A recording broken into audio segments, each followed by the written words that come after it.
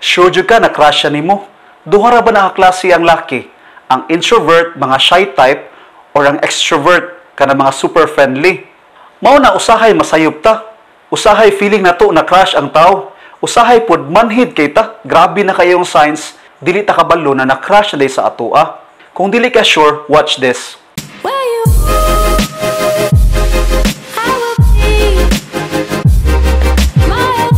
Introvert na laki. By definition sa dictionary, kay mga shy type. Ang extrovert kay kadto mga social butterfly. Mahigalaon sa Bisaya. Now, lain-lain na silang style by kung naa sila crush. Mao na medyo libog. So, mo start ta sa introverts. Number 1, dili kayo mo tingog. Pero pag sa chat, grabe kayo katabian. Inana na sila bay, kay wala man ka sa ilang atubangan good para mo judge sa ilang appearance, sa ilang body language. Mas maka-express ya sa iyang feelings through online. Labi na kadto mga tao na ginatawag nila na anxious introverts. Mahadlok na sila og judgment. Mauna, kung ganahan sila sa tao, ila ipaagi sa chat. Number 2, muuban sila nimo kung imong hagdon og laag. Now, I know, normal naman na dong pons. Sa extroverts, normal na siya. Pero pag introverts bay, big deal na sa ilaha. Na ginatawag na social introverts. Kaning social introverts, ganahan sila mo socialize, pero kadong mga close sa nila. Kung daghan na gani og tao, makuyawan na sila, dili sila comfortable. Pero pag crush gay ka na nila, mag-effort yun na muuban nimo, bahala na lang uban tao, kay importante man kanila. Sa social gathering sad, ang introvert bay, dili ginamustorya, maniid lang ba? Mag-observe sa mga tao. Pero pag crush gina nimo ang introvert, muduol gina siya bay, unya mo start og conversation, bahalang dili sila comfortable. Mo take sila sa risk ba?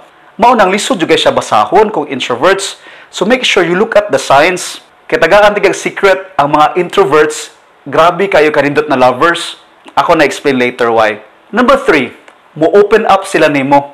Kani mga tawhana bay, dili kina sila mo open up sa ilang feelings, especially sharing sa ilang personal opinion or personal things about nila. Mustorya na gina sila about sa ilang family or unsa ilang mga likes. Signs na siya na interested siya nimo or na crush siya nimo. So dapat dili ka manhid bay, especially if ganahan ka sa tao. Tanawa iyang batasan if introvert ba siya or extrovert. Number 4, magselo sila sa ubang laki. Kani mo kung mga introvert na laki bay, pag mo open up na sila, mo create na sila bond ninyo. Para niya special ang yung relationship. Pag makakita na siya na naa kay uban laing laki, magselos na bay, mahadlok sa siya o rejection.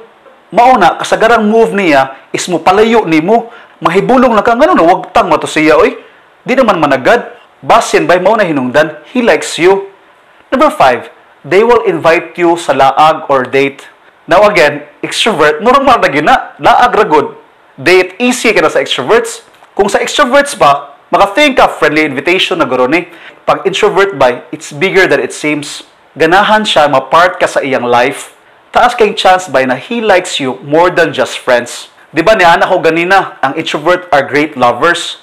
Study shows by, magkadugay daw relationship sa isa ka introverts, magkadako ang ilang love, mas mo open up sila nimo, magsige siya hatag sa unsa imong gusto, mao nang great lovers ang introverts, di jud ka mapulan.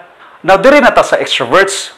Kani sila mga tawhana bay, born flirtatious kuno sila, mga smooth kay ba? Mao na ang uban girls, feel nila ganahan ang extrovert sa ilaha.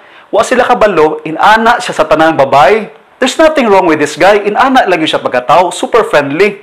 Flirtatious. Moana pag ang uban babay. Kapaasa ni niya ba? Actually, wala man. Nasayop na ni mo og basa. Now, ang pangutana, unsaon pagkabalo if na-crush ang extrovert na lalaki sa imuha? Number 1, anxious siya pag naa ka. Sigbantay ba? Maratulon, maklamsi. Sa uban girls ba, smooth kay na as usual. Pero sa imuha, maratol-ratol na siya. Mawagtang ang iyang finesse ba? Kaysa extrovert na tao bay, ang presentation sa iyang self, importante kayo. Mauna, sa imuha, mag-overthink na siya. Imbis mag-smooth, makapalpak-palpak na hinuon. Maunang klaro kayo na anxious siya, basta uban ka. Digid mahimutang ba?